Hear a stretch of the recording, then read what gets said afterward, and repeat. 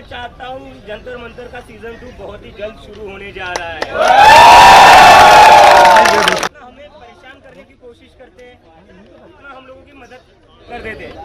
अब हम सोच रहे थे कि वॉलंटियर्स की मीटिंग है, इंडोर करेंगे, आपस में बातचीत होगी और वहीं तक रहेंगे।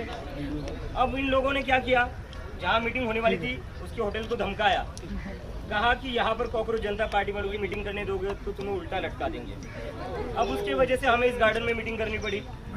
जो मीटिंग इंडोर होने वाली थी, मीडिया नहीं आने वाली थी, बस हम लोग आपस में बातचीत करने वाले थे। अब मीडिया भी कवर करने को आ गई। 1 घंटे के टाइम में बहुत भाग 1 घंटे के टाइम में ये आगे पकड़ा देगा। नहीं जाएगा जितना जाएगा उतना करवा देना। उस पर बाद में बात करेंगे। आपको पता कैसे चला वैसे? तो हमारे सब सबसे ज्यादा तेज। मुझे तो लगता है ये लोग जितना परेशान करते हैं उतना हमारे पेपर में वर्क करते जाता है। इनको समझ नहीं आ रहा है हम लोगों से निपटे कैसे। पहले इन्होंने सोचा कि ये आंदोलन करेंगे, पानी बंद कर देंगे तो घर चले जाएंगे, नहीं गए हम। फिर सोचा कि खाना बंद कर देंगे, खाना अंदर नहीं आने देंगे, घर चले जाएंगे, हम नहीं गए। फिर वॉशरूम का भी पानी काट दिया, हम उसके बाद भी नहीं गए। ट्रिपल नहीं लगाने दी, हम उसके बाद भी नहीं गए। और आज इन्हें लगा कि हॉल बंद कर देंगे, हॉल वाले को धमकी दे देंगे तो मीटिंग नहीं करेंगे। हो गई मीटिंग। अब और मीटिंग अब जितनी पहले कुछ लोगों के बीच में होने वाली थी, बहुत बढ़िया थोड़े लोगों के बीच थे, अब वो पब्लिक इवेंट बन गया है। अब तो हमारे वॉलंटियर और ज्यादा बढ़ जाएंगे।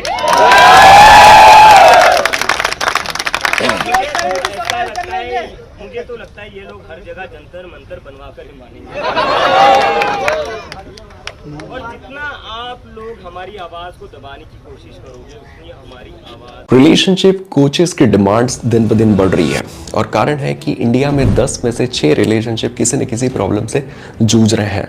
डिवोर्स उतनी हमारी आवाज बनवा कर ही मानेंगे।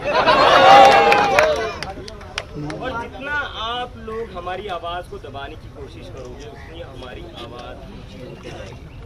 इन लोगों को समझ में नहीं आता है। इलेक्ट्रॉनिक का काम कर रहे हैं। हाँ बिल्कुल भैया सीजन 2 स्टार्ट करो। ये सीजन 2 की शुरुआत है। ये सीजन 2 की शुरुआत है। और अब की बार मोदी जी का इस्तीफा मांग लेना। अरे हाँ, बहुत सारे लोग इंस्टाग्राम पर कमेंट कर रहे थे कि सीजन 2 कब आने वाला है जंतर मंतर। इन लोगों को मैं कहना चाहता हूँ जंतर मंतर का सीजन 2 बहुत ही जल्द शुरू होने जा रहा है। और सीजन 2 जो रहेगा मोदी की इस्तीफा।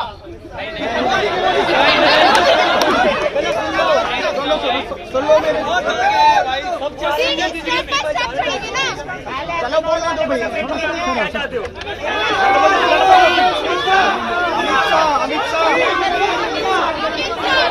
अभिजीत भाई ईवीएम हटाओ, ईवीएम हटाओ भाई। एक एक करके पूछो। यहाँ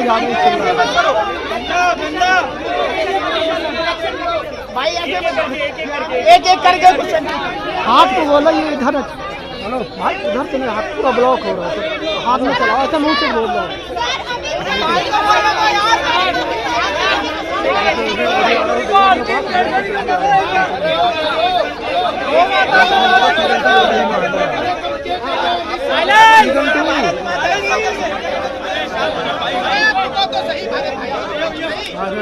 मैं समझ सकता हूँ आप लोगों के जज्बात। आप लोगों का जोश अभी भी कम नहीं हुआ है। वो अरे 2 मिनट मेरे भाई भाई बैठ जाओ, एक एक करके सवाल पूछो। तो मैं समझ अपने सबसे होने का सबूत दीजिए।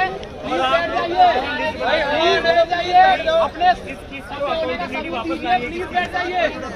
लेकिन आज की जो मीटिंग है, अच्छा लोग आ गए सारे। हाँ जी अभी भी आ रहे हैं प्रदर्शन पीछे से। थोड़े बहुत अभी पीछे रह गए दिखे। ये बताइए बातचीत कर रहे थे, जंतर मंतर याद आ रहा है नहीं यार?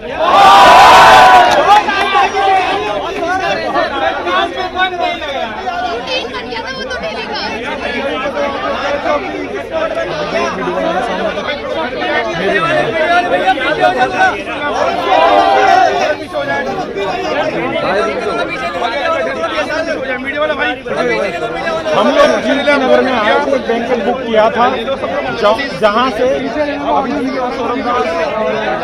वाई के आए थे वहाँ पे उस डिस्ट्रिक्ट में, लेकिन वहाँ से हमें निकाल दिया गया है। अब हम इस पार्क में आके यहाँ कर रहे हैं। आप देख सकते हैं मेरे पीछे अभिजीत, आशुतोष और सौरभ दास भी खड़े हैं। तो अभी हम ये मीटिंग यहाँ पे कंटिन्यू कर रहे हैं और यहीं से खत्म करके तब चलेंगे। तो क्या हो गया सर, क्या हो गया? हम भी तो कर रहे हैं, आप कर रहे हो तो आपके लिए स्पेस चाहिए बस। प्रोटेस्ट है, ये सौरभ का प्रोटेस्ट है, रत्ना का प्रोटेस्ट है, ये दीपक भाई का प्रोटेस्ट है, या अभिजीत का प्रोटेस्ट है। सब लोगों ने यही सोचा कि ये प्रोटेस्ट होगा और इसीलिए ये सक्सेसफुल हो पाया। हर किसी ने यही सोचा कि ये प्रोटेस्ट मेरा अपना प्रोटेस्ट है और मेरी जिम्मेदारी इस प्रोटेस्ट को सक्सेसफुल करवाना, मेरी जिम्मेदारी इस प्रोटेस्ट में कुछ गलत नहीं होना चाहिए। और इसीलिए जो जीत हुई हमारी, वो जीत सबको एक पर्सनल विक्ट्री की तरह लगी और वो जीत सिर्फ जो लोग जंतर मंतर पर आए थे उनको नहीं लग रही। इस देश में जो लोग अपने घरों पर बैठे थे, डाइनिंग टेबल पर जब डिनर कर रहे थे, तभी ये बात कर रहे थे कि हम जीत गए, हम जीत गए। इस देश का बच्चा क्यों ना हो, उसके माँ बाप क्यों ना हो, कोई बुजुर्ग क्यों ना हो, हर कोई यही कह रहा था हम जीत गए। तो ये जीत सबके लिए एक पर्सनल विक्ट्री थी। मुझे नहीं याद आखिरी बार इस देश में कब ऐसा हुआ था जब किसी आंदोलन के बाद लोगों को लगा था कि नहीं यार ये मेरी जीत।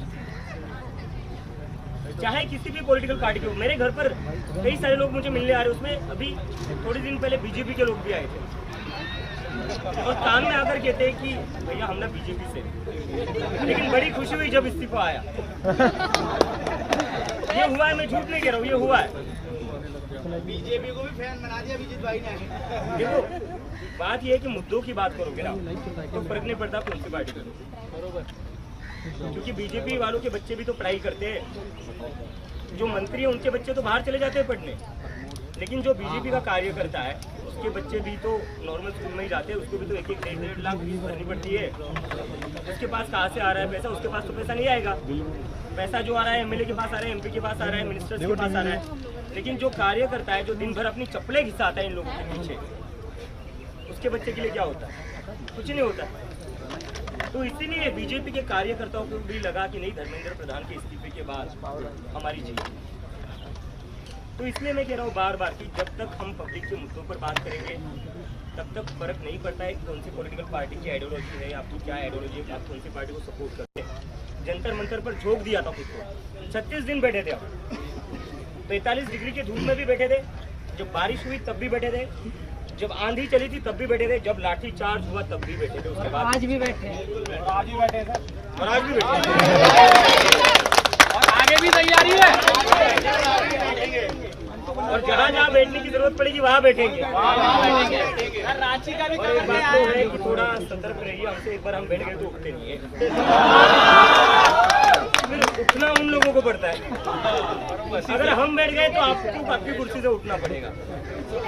और मैंने एक देखा है, अभी एक चीज मैंने नोटिस करी कि जंतर मंतर पर जो हुआ है, लोग बोल रहे थे कि जंतर मंतर की सबसे बड़ी जीत क्या है, धर्मेंद्र प्रधान का इस्तीफा सबसे बड़ी जीत है।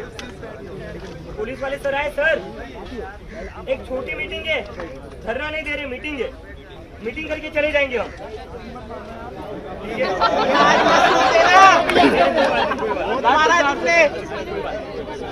तो कई सारे लोग पूछ रहे कि जंतर मंतर की सबसे बड़ी विक्ट्री क्या है। बहुत सारे लोग पूछ रहे थे कि जंतर मंतर की विक्ट्री क्या है। कई सारे लोग कह रहे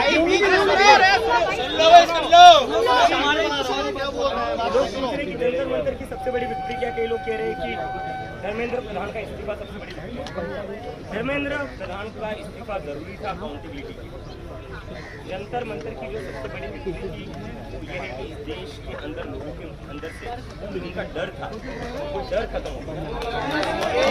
जंतर मंतर की सबसे बड़ी विक्ट्री, लोगों के मन के अंदर से डर खत्म हो चुका है और उसी के कारण आज हम देख रहे हैं यूपी में छोटे छोटे बच्चे डीएम के ऑफिस में चले गए कि छोटे छोटे बच्चे चले गए डीएम के ऑफिस में घुस गए कि क्यों हमारे स्कूल के सामने रोड नहीं है। और ये बहुत शर्म की बात है। अगले 2-3 दिनों में हमारे देश को आज़ाद होकर 80 साल होने वाले हैं। 80 साल के बाद भी उन बच्चों को अपने स्कूल के लिए, सड़क के लिए लड़ना पड़ता है। महाराष्ट्र जहाँ से मैं आता हूँ मैं देख रहा हूँ लड़कियाँ कह रही है कि यहाँ से हमारे गाँव से हमारा जो स्कूल है 7 किलोमीटर दूर है, हम कैसे पैदल जाएंगे वहाँ तक, बरसात में कैसे जाएंगे हम। उन बच्चियों को लड़ना पड़ रहा है ताकि उन्हें स्कूल स्कूल की बस ट्रांसपोर्ट मिले सरकार से। 80 साल की आज़ादी के बाद भी जब हमारे गांव में जो बच्चे रहते हैं उनको ना स्कूल ढंग के मिलते हैं, जब बच्चे स्कूल जाते हैं ना पानी की सुविधा होती है, ना वॉशरूम की सुविधा होती है, ना बेंचेस होते हैं, दीवारें टूटी हुई है। अभी यहाँ पहुँचने से कुछ मिनट पहले मैंने न्यूज़ देखी, महाराष्ट्र में एक स्कूल का स्लैब गिरकर वहाँ पर 13 बच्चे इंजर्ड हुए। तो ये इस देश में सरकारी स्कूलों की हालत है। लेकिन आप लोगों को देखकर और बाकी सारी देश में जो हुआ 20 जुलाई को, उसके बाद देखकर इन बच्चों में भी हौसला आ गया कि नहीं, जरूरत पड़ी तो हम भी लड़ेंगे। तो ये छोटे छोटे बच्चे जिनको बस स्कूल जाना था, पढ़ाई करना था, मजबूरी में अब इनको भी सड़क पर उतरना पड़ रहा है, डीएम के ऑफिस में घुसना पड़ रहा है। और बच्चियां जब कह रही कि हमारे स्कूल की भूख नहीं बन रही, तो अब सरकार को सुननी पड़ेगी। तो ये जंतर मंतर की सबसे बड़ी जीत है कि जो 10-10 साल के बच्चे हैं उनको भी लड़ना सिखा दिया है।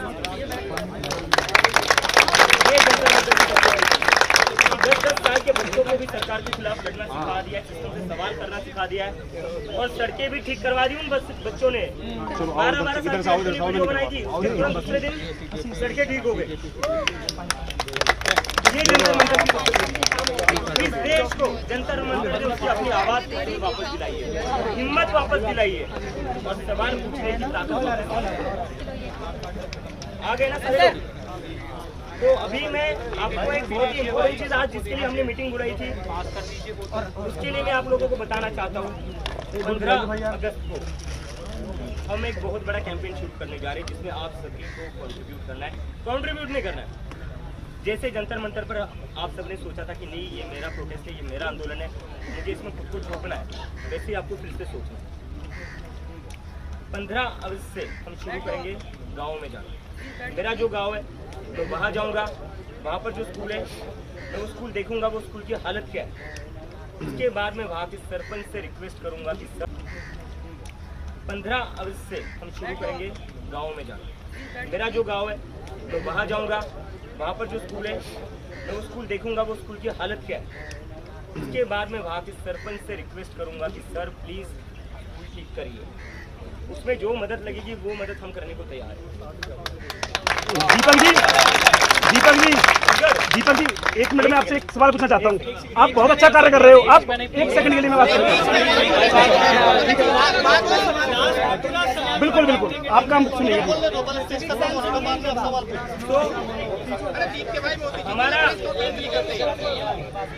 हमारा 15 अगस्त को देश को 80 साल पूरे होने को आए आजाद होकर।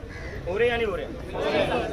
80 साल में हमें नई पार्लियामेंट मिल गई, प्रधानमंत्री जी को नया पीएम हाउस मिल गया, बीजेपी को इतने सारे हेडक्वार्टर मिल गए हर जिले में जो उन्होंने नोटबंदी के बाद बनाया। ये जो हुआ है पिछले 7-8 सालों में हुआ है, नया पार्लियामेंट, नया पीएम हाउस, नए बीजेपी के हेडक्वार्टर। पिछले 7-8 साल में हमें बताए आपने कितने सरकारी नए स्कूल बनाए। बहुत अच्छी बात। 1 लाख बंद करें। 94,000 स्कूल बंद कर दिए गए थे, सरकारी 94,000 सरकारी स्कूल बंद कर दिए गए पिछले 10 सालों में। और उसके साथ साथ जब ये स्कूल आप बंद कर रहे थे तब आप अपने लिए नए हेडक्वार्टर शुरू कर रहे हो, आप नया पार्लियामेंट बना रहे हो। पार्लियामेंट तो अच्छा ही था, पुराना जो भी था। बिल्कुल क्या दिक्कत है? एसी चल रही थी क्या?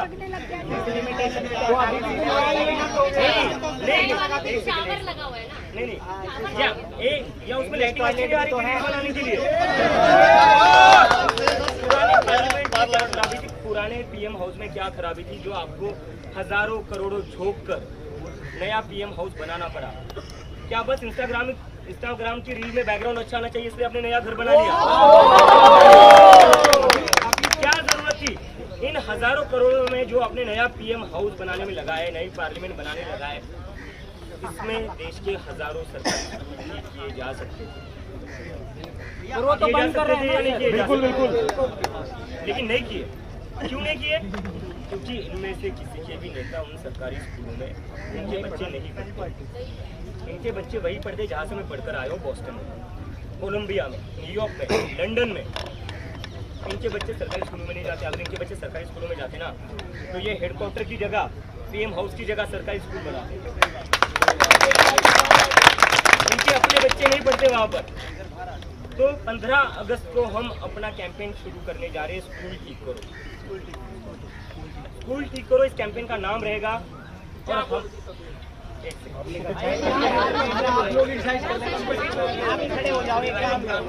स्कूल ठीक करो हमारे कैंपेन का नाम होने वाला है, जो हम 15 अगस्त को लॉन्च करने जा रहे हैं।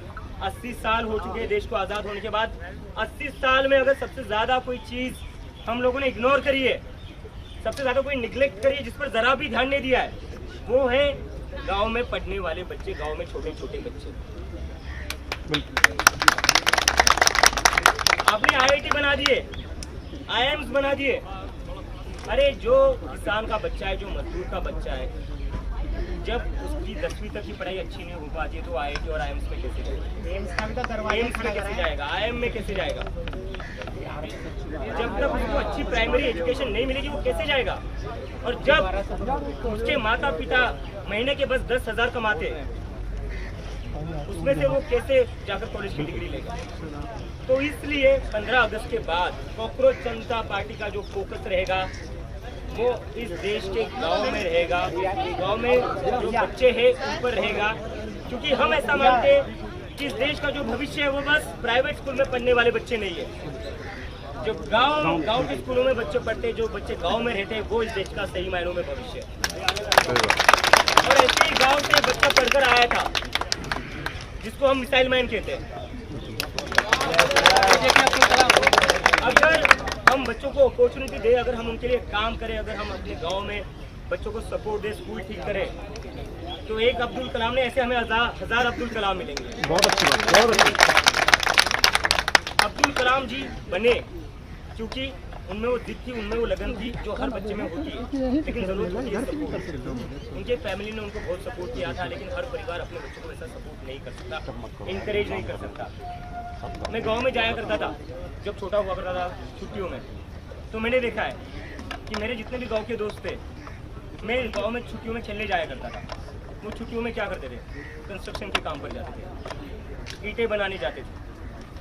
आपको पता है अगले 5 सालों में कोचिंग बिजनेस दुनिया के टॉप 3 करियर में से एक होगा, इसीलिए मैंने शुरू किया। तो ये हालत है।